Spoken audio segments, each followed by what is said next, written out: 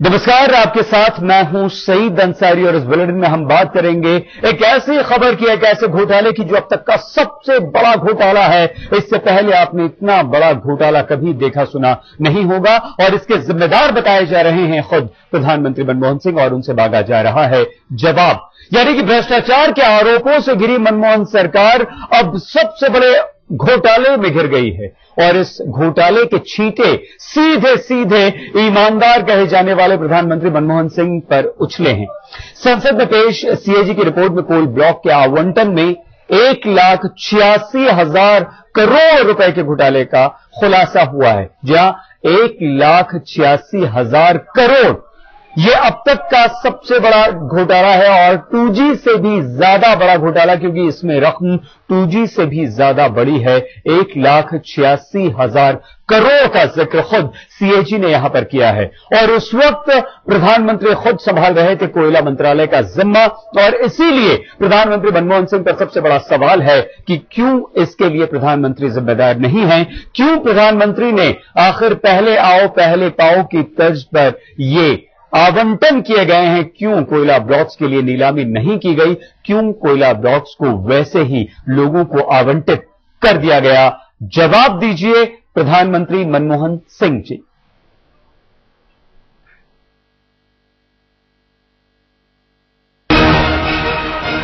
देश में सबसे बड़ा घोटाला 1,86,000 करोड़ का घोटाला 2G स्पेक्ट्रम से भी बड़ा घोटाला, प्रधानमंत्री के कोयला मंत्रालय में घोटाला,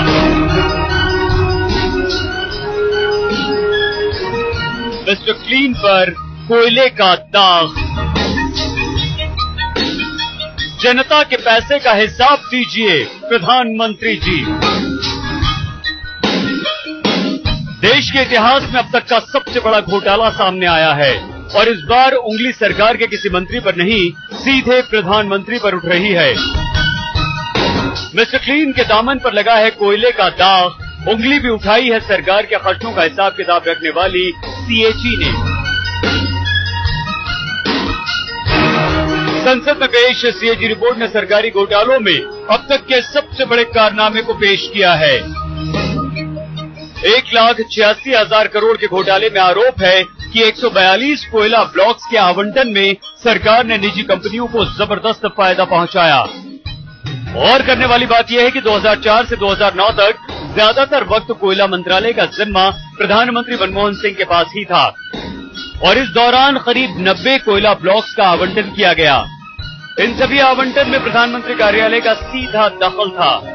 सीएजी रिपोर्ट में प्रधानमंत्री या उनके कार्यालय पर हालांकि कोई सीधी टिप्पणी नहीं की गई है, लेकिन विपक्ष ने प्रधानमंत्री के इस्तीफे का दबाव बनाना शुरू कर दिया है। सीएजी की रिपोर्ट बहुत सामने आ गई है और जिसमें सीधे, जैसा अभी अरुण जी ने भी कहा पहले मैंने, कि कोल मंत्री वो रहे हैं 8 साल में से 5 साल तक, इसलिए हम प्रधानमंत्री के इस्तीफे की मांग करेंगे। इस बार प्रधानमंत्री सीधे निशाने पर हैं। बीजेपी ने भली भांति समझ लिया है कि कमजोर प्रधानमंत्री कहने की बजाय अगर प्रधानमंत्री को भ्रष्टाचार के आरोपों में लपेटे तो वो सरकार को ज्यादा कमजोर करेगा। सीएजी की रिपोर्ट में जो खुलासे हुए हैं उनमें सिर्फ सरकारी खजाने को हुए हजारों करोड़ के नुकसान की चर्चा नहीं है, बल्कि उसमें यह भी दर्ज है कि कैसे सारे नियमों की धज्जियां उड़ाई गईं। रिपोर्ट में लिखा है कि सरकार ने उस समय के कोयला ब्लॉक आवंटन में कोयला सचिव की राय को दरकिनार कर दिया। कोयला सचिव ने उस वक्त साफ कहा था कि सरकार को बोली लगवाकर कोयला ब्लॉक्स को आवंटित करना चाहिए। इस बात से भी आगाह किया गया था कि कोल ब्लॉक से मिलने वाले कोयले की कीमत बाजार दर से काफी कम होगी और इससे भी कंपनियों को जबरदस्त फायदा होगा। कोयला मंत्रालय उस वक्त प्रधानमंत्री के पास ही था, लिहाजा ये चिट्ठी उन्हें भी भेजी गई थी, लेकिन प्रधानमंत्री और उनके मंत्रालय ने इस चिट्ठी को नजरअंदाज कर दिया। सुप्रीम कोर्ट ने भी इस बारे में साफ कहा है कि प्राकृतिक संसाधनों की नीलामी के जरिए ही आवंटन होना चाहिए। Lakhs of crores of rupees have been thrown away or have been pocketed or have been allowed to be looted. Even a facade of honesty is not there in the face of anybody. Prime Minister cannot absolve himself of the responsibility. सवाल ये है कि बतौर कोयला मंत्री PM ने कोयला सचिव की राय को नजरअंदाज क्यों किया? कोयला सचिव की चिट्ठी को क्या जानबूझकर नजरअंदाज किया गया? नीलामी की जगह पहले आओ पहले पाओ की प्रक्रिया क्यों अपनाई गई? सुप्रीम कोर्ट के दिशा निर्देशों की अवहेलना क्यों की गई? साफ है, सरकार ने पूरी प्रणाली में पारदर्शिता नहीं बरती और कोल ब्लॉक बांट दिए। जाहिर है, मनमोहन सरकार के कई मंत्री तो पहले ही भ्रष्टाचार के आरोपों से घिरे हुए हैं, लेकिन इस बार देश के प्रधानमंत्री ही कटघरे में हैं और उन्हें इस बार खुद भ्रष्टाचार के आरोपों का जवाब देना होगा। सरकार इस कोशिश में जुट गई है कि सीएजी की रिपोर्ट को भ्रामक, बेबुनियाद और गैर जिम्मेदाराना करार करके खारिज कर दिया जाए, लेकिन सरकार को अब इस सच का सामना करना ही होगा कि इस बार निशाने पर मंत्री और अधिकारी नहीं बल्कि सीधे प्रधानमंत्री हैं। जिस प्रधानमंत्री की साफ सुथरी ईमानदार छवि यूपीए की सबसे बड़ी ताकत मानी जाती थी, जब उसी पर सवाल उठने लगे तो सरकार के लिए अपना बचाव करना आसान नहीं होगा। आशीष महर्षि के साथ बालकृष्ण, दिल्ली आज तक। सवाल प्रधानमंत्री मनमोहन सिंह पर साफ तौर पर उठाए जा रहे हैं। कोल ब्लॉक्स के आवंटन में हजारों करोड़ के घोटाले की खबर से हड़कंप मचा हुआ है। सरकार और विपक्ष अपने अपने दावों पर अड़े हुए हैं। सरकार का तर्क है कि उसने देश की तरक्की के लिए कोल ब्लॉक्स निजी कंपनियों को दिए, तो विपक्ष को इसमें टूची जैसे घोटाले की बू आ रही है और विपक्ष अब सीधे सीधे प्रधानमंत्री मनमोहन सिंह को घेर रहा है। सरकार ने क्यों कौड़ियों में बेचा कोल ब्लॉक?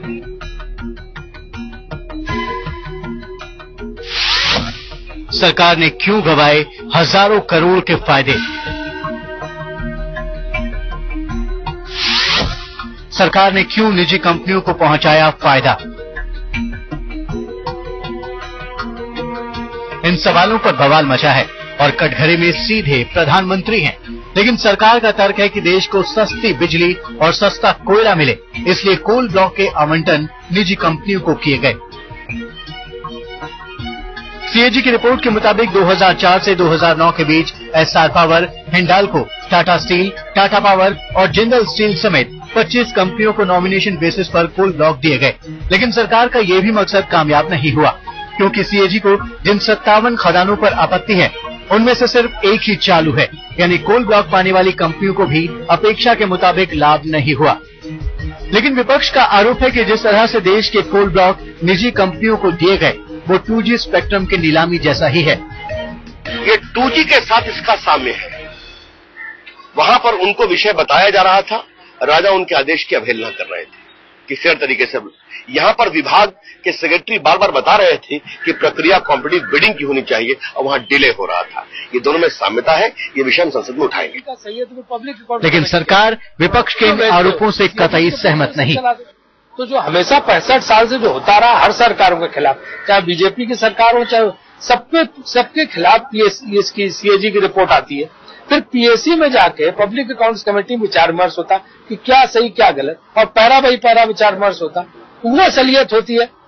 तो ये तुरंत जो है कौवा कान ले गया चिल्लाने लगना, स्कैंडल हो गया, मुझे नहीं लगता कि ठीक है। बहरहाल सीएजी की रिपोर्ट के मुताबिक 2004 में ही कोल ब्लॉक की नीलामी की प्रक्रिया शुरू करने का ऐलान किया गया था, लेकिन इस पर फैसला लेने में सरकार की ओर से देरी हुई और नतीजा हुआ कि सरकारी खजाने को हजारों करोड़ का नुकसान पहुंचा। अमिताभ सिन्हा और संदीप सोनवलकर के साथ आशीष महर्षि, दिल्ली आज तक। कैग की रिपोर्ट आने के बाद विपक्ष सवाल उठा रहा है। अब सरकार की तरफ से कितने भी तर्क आए, विपक्ष मानने को तैयार नहीं, और सबसे बड़े घोटाले के बाद विपक्ष ने सीधे सीधे प्रधानमंत्री मनमोहन सिंह से इस्तीफा मांगा है। वहीं सरकार ने सीएजी की रिपोर्ट को तवज्जो देने से इनकार किया है। सरकार का यह दावा है कि कोल ब्लॉक्स के आवंटन में कहीं कुछ गड़बड़ नहीं हुई, इसमें कुछ भी गलत नहीं हुआ। पीएम के दामन पर घोटाले के छींटे, पहली बार पीएम पर भ्रष्टाचार के आरोप, विपक्ष ने मांगा प्रधानमंत्री का इस्तीफा, सरकार ने की विपक्ष की मांग खारिज। देश में सबसे बड़े घोटाले से आया है सियासी भूचाल, भ्रष्टाचार के आरोपों के घेरे में है देश के प्रधानमंत्री। जाहिर है मुख्य विपक्षी दल बीजेपी ने सीधे प्रधानमंत्री के इस्तीफे की मांग की है। आंकड़ों के हिसाब से कोयला घोटाला 2G घोटाले से भी बड़ा है, लिहाजा विपक्ष को मौका मिला है सरकार पर हमला करने का। इस आवंटन के जरिए जो निजी क्षेत्र के लोग हैं और देश के कारपोरेट सेक्टर के बड़े बड़े जो नाम हैं उनको लाभ पहुंचाया गया है और अरबों में लाभ पहुंचाया गया है। अब सीएजी ने जो 1,86,000 करोड़ रुपए का जो दिया है, आश्चर्य लगता है कि इस देश में हो क्या रहा है। विपक्ष के हमले के जवाब में सरकार ने भी पलटवार किया है। कोयला मंत्रालय ने सीएजी की रिपोर्ट पर सवालिया निशान लगाया है। उसका दावा है कि जिस तरह से आर्थिक नुकसान का आकलन किया गया है वो गलत है और उससे कोयला मंत्रालय सहमत नहीं है। कोल ब्लॉक का आवंटन सस्ती बिजली के लिए दिया गया, किसी निजी कंपनी को फायदा पहुंचाने के मकसद से नहीं। तर्क ये भी है कि एनडीए सरकार के समय में भी कोल ब्लॉक देने में यही तरीका अपनाया गया। पिछले 3 साल के अंदर कम से कम 30 बार प्रधानमंत्री जी का इस्तीफा मांगा जा चुका है। तो हमारे देश में इस्तीफा मांगना इतना सस्ती राजनीति हो गई है कि अब उसका कोई महत्व ही नहीं रह गया।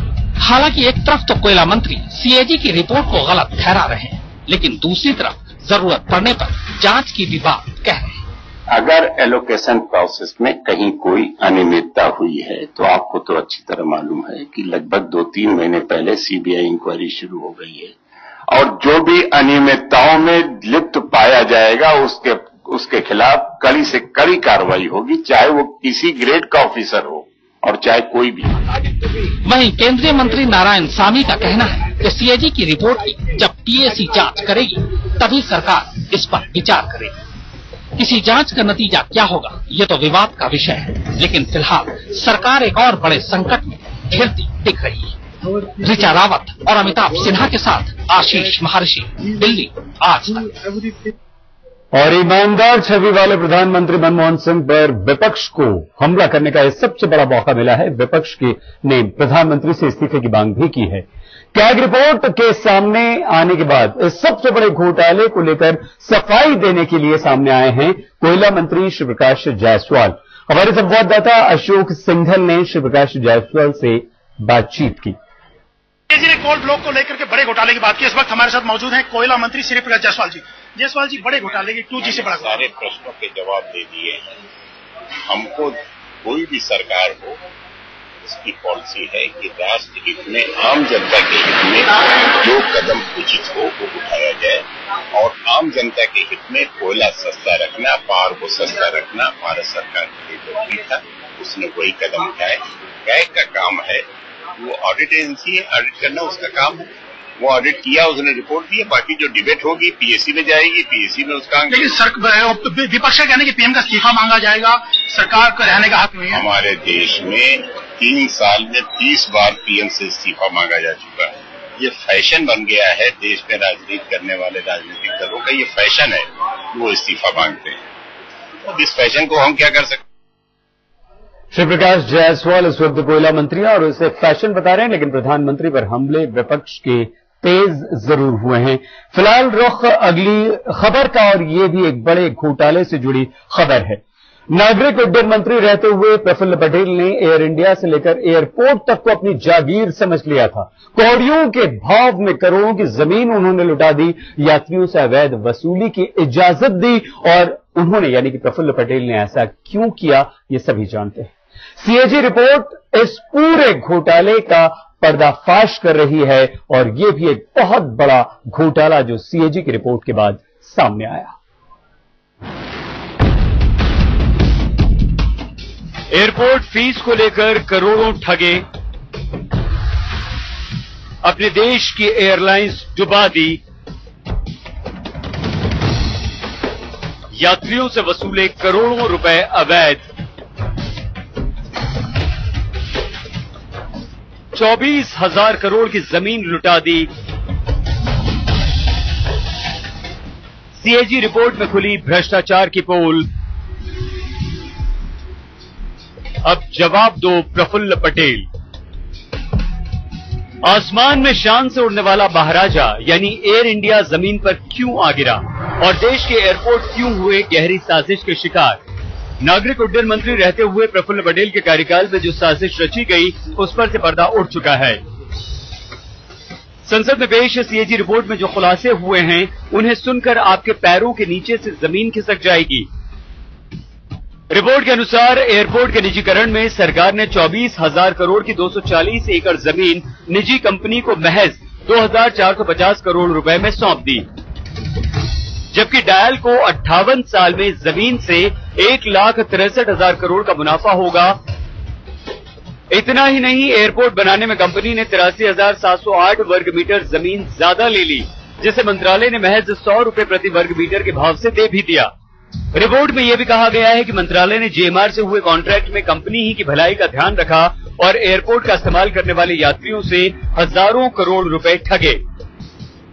पहले सरकार ने, फिर एईआरए ने डायल को डेवलपमेंट फीस के नाम पर पैसेंजर से 3,415 करोड़ रुपए वसूलने की इजाजत दे दी, जो कि ठेके के नियम और कानून दोनों के खिलाफ है। इतना ही नहीं, डायल का डेवलपमेंट फीस का पैसा प्रोजेक्ट में लगाना भी गलत है। उस समय जब प्रफुल्ल पटेल साहब मंत्री थे, जिस पार्लियामेंट्री स्टैंडिंग कमेटी का मैं अध्यक्ष हूँ, उसके 2 रिपोर्ट आए इसके बारे में, और जो बातें आज कही जा रही है ये सब उस रिपोर्ट में मौजूद, और ये बहुत अच्छा होता देश के लिए अगर वो रिपोर्ट का ध्यान पार्लियामेंट ने नहीं लिया, लेकिन मीडिया अगर लेता तो शायद ये सब सवाल जो है उसी समय ओवर कराते हैं।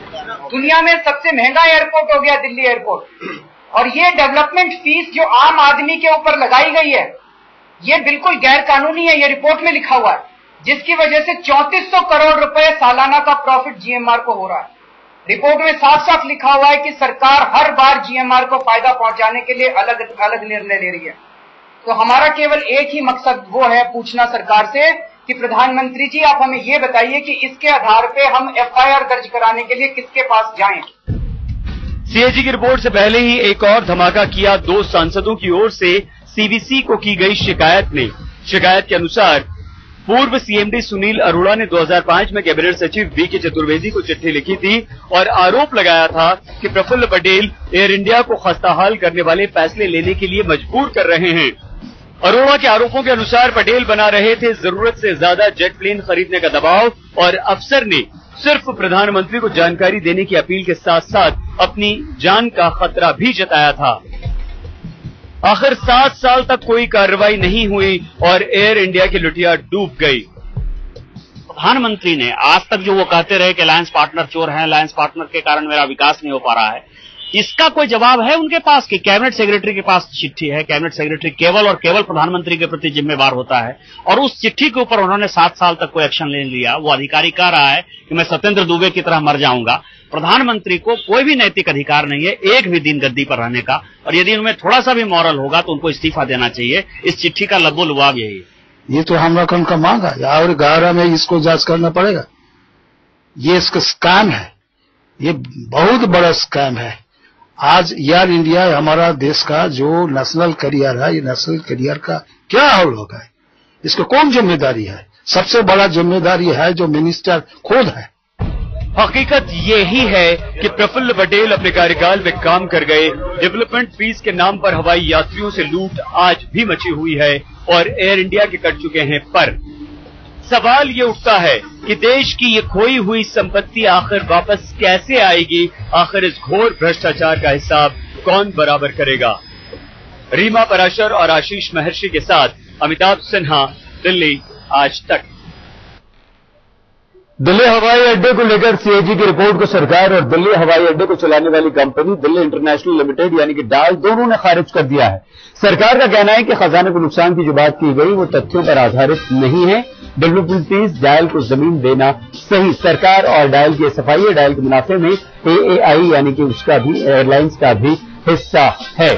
मुनाफे का 40% हिस्सा जो है वो इसे जाता है। डिविडेंड का 26% हिस्सा भी साफ तौर पर यहां पर जाता है। तो सीएजी की रिपोर्ट से कई सारे नए नए खुलासे हो रहे हैं। सीएजी के अनुसार एक देश की बड़ी कंपनी को कोल ब्लॉक मिलने से करीब 29,000 करोड़ का फायदा हुआ। सीएजी का कहना है इस कंपनी ने कोल ब्लॉक से मिलने वाले कोयले को अपनी दूसरी कंपनी में लगाया, जिससे उसे सैकड़ों करोड़ का मुनाफा हुआ। सरकार ने इस गड़बड़ी के बावजूद कंपनी को इसकी इजाजत दी है। नियम के खिलाफ दूसरी कंपनी को पावर प्रोजेक्ट का कोयला दूसरी कंपनियों को मिला है, जो कि ऐसा नहीं होना चाहिए था और कोल ब्लॉक देने में नियमों की अनदेखी की गई। एक निजी कंपनी को 29,000 करोड़ का लाभ यानी कि फायदा हुआ। और अब बात एक ऐसी खबर की जो लोगों की जिंदगी से जुड़ी हुई है। तमाम सपने सजोए उत्तर पूर्व के हजारों लोग अपना घर बार छोड़कर अपने उज्जवल भविष्य की कामना कर देश के दूसरे हिस्सों में लौटे आए थे काम करने, लेकिन जब असम में हिंसा हुई तो उसकी आंच यहां हजारों मील दूर भी उनसे दूर नहीं रह सकी। संसद में अपील हुई, सभी दलों ने एक सुर में कहा कि मत जाओ, लेकिन पलायन जारी है।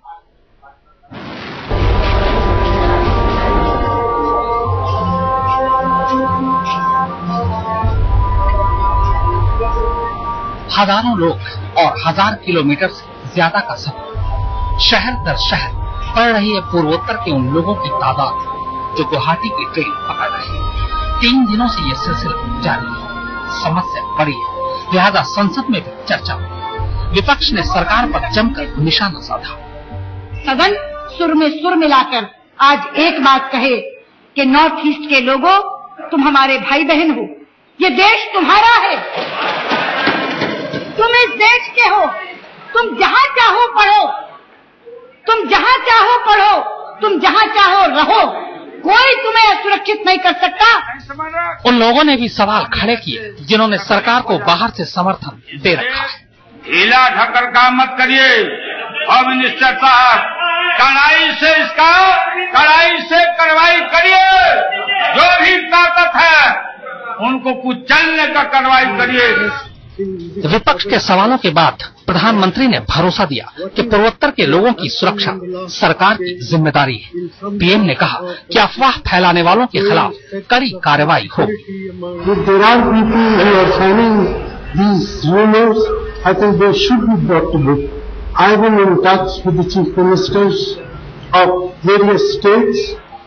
सरकार हर मुमकिन उपाय और कार्रवाई का भरोसा तो दे रही है, लेकिन सवाल ये कि देर से क्यों जागती है सरकार। ये पहला मौका नहीं है जब सोशल नेटवर्किंग साइट्स पर आए विचारों ने बवाल मचा दिया हो और सरकार के कान खड़े हुए हों। लेकिन सवाल सबसे बड़ा यही है कि आखिर सरकार हमेशा देर से ही क्यों जागती है। क्यों सरकार बार बार इस इंतजार में रहती है कि पहले कोई बवाल खड़ा हो, हंगामा मचे और उसके बाद सरकार अपने हाथ आगे बढ़ाए। इस बार भी कुछ ऐसा ही हुआ। 3 दिन के इंतजार के बाद और इतना बवाल मच जाने के बाद ही आखिर सरकार ने सुध ली है। जब ये सवाल खड़े हुए कि आखिर सरकार अफवाहों को रोकने के लिए क्या कार्रवाई कर रही है, तो गृह मंत्री ने बताया कि एमएमएस और बल्क एसएमएस पर रोक लगा दी गई है और सोशल नेटवर्किंग साइट्स पर कड़ी नजर रखी जा रही है। जो इंटरनेट और एसएमएस पे करता है, मैं डायरेक्टर इंटेलिजेंस को बताया है कि उसका ट्रेस करिए। मिलना कठिन है लेकिन ट्रेस करिए और वो ट्रेस हो जाएगा तो उसको पूरा इंतजाम करेंगे। ये मैं सदन को मैं बताना चाहता हूँ। फेसबुक और ट्विटर का काम लोगों को जोड़ने का होता है, लेकिन जब यही लोगों को तोड़ने का जरिया बन जाए तो बात बिगड़ सकती है। अफवाहों के वैसे भी पंख नहीं होते, ऊपर से अफवाहें इस इंटरनेट के सोशल मीडिया पर फैले तो उतनी तेजी से फैलती हैं जितनी तेजी से जंगल में आग लगती है। अब सरकार को इस पर काबू पाने में बड़ी मुश्किलें लग रही हैं। समस्या काफी गंभीर है। राज्य और केंद्र सरकार हर तरह के उपाय कर रही है, लेकिन दिक्कत यह है कि पूर्वोत्तर के लोगों का खौफ खत्म नहीं हो रहा है। रीमा पराशर के साथ संदीप सोनवलकर, दिल्ली, आज तक।